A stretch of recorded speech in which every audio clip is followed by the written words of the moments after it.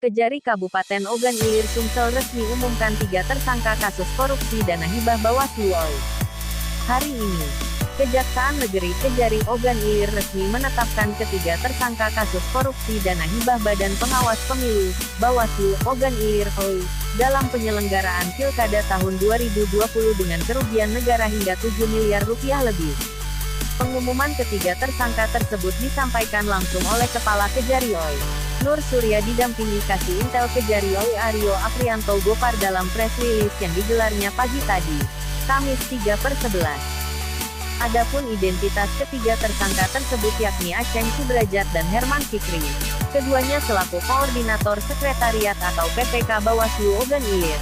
Dan satu tersangka lainnya ialah Romi selaku PPNPN atau staf operator di bidang keuangan di Bawaslu Ogan Ilir.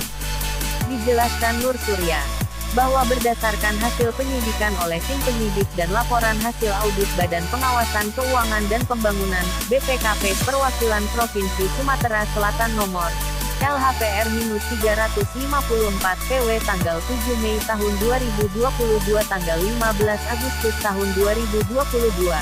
Diketahui terdapat perbuatan membuat pertanggungjawaban fiktif atau markup terhadap pengelolaan dana hibah yang dilakukan para tersangka sehingga merugikan keuangan negara sebesar Rp7.401.806.543. Atas perbuatannya, ketiga tersangka dijerat dengan pasal tentang pemberantasan tindak pidana korupsi sebagaimana diatur dalam Undang-Undang. Primairnya itu Pasal 2 Ayat 1, dan subsidiarnya Pasal 3 Jo Pasal 18 Undang-Undang RI Nomor 31 Tahun 1999 tentang pemberantasan tindak pidana korupsi sebagaimana telah diubah dan ditambah dengan Undang-Undang RI Nomor 20 Tahun 2001 tentang pemberantasan tindak pidana korupsi Jo Pasal 55 Ayat 1 pertama Pidana Jo Pasal 64 Ayat 1 Pidana, terangnya. Disinggung kemungkinan tersangka lainnya. Nur Surya mengatakan hal itu nantinya akan terungkap saat di persidangan. Dan dalam hal ini, tim penyidik Kejari OI terus mendalami alat bukti terkait keterlibatan pihak-pihak lain yang dapat dimintakan pertanggungjawaban pidananya.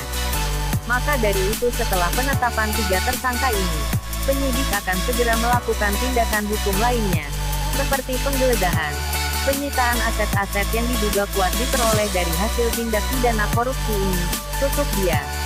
Laporan jurnalis SC Ogan Ilir Sumsel.